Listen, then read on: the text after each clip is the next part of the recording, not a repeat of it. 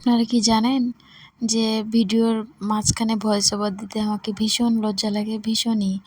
তো আমি একটা ভিডিও ভয়েস ওভার দিতে ২-৩ বার করে সেই ক্লিপগুলো কাটি, আবার ভয়েস ওভার দেই, আবার কাটি। এইভাবে আমি মানে এত লজ্জা লাগে আমাকে কথা বলতে। তারপরে হয়, তারপরে আমি কথাগুলো শেষ করতে পারি আরকি।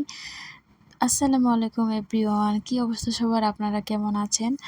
আর আমি তো কয়দিন ধরে সকালবেলার ভিডিও শেয়ার করতে পারছি, কারণ সকালবেলার টাইমটা খুবই ব্যস্ততার মধ্যে দিয়ে কাটে, তাই আমি সেই ভিডিওগুলো শেয়ার করতে পারছি না কয়েকদিন ধরে।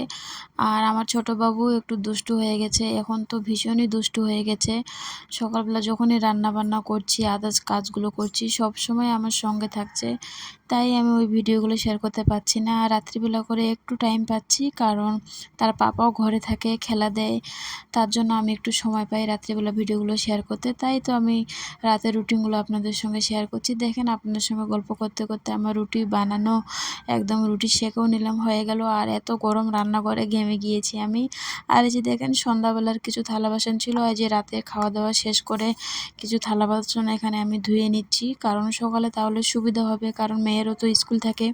আর আমি প্রতিদিনই চেষ্টা করি রাত্রিবেলা সব কাজ কমপ্লিট করে রাখতে, তাহলে সকালবেলা সুবিধা হয়। শুধু কাপড়টা বাকি থাকে, বাদ বাকি কাজগুলো আমি রাতেই শেষ করে নেই।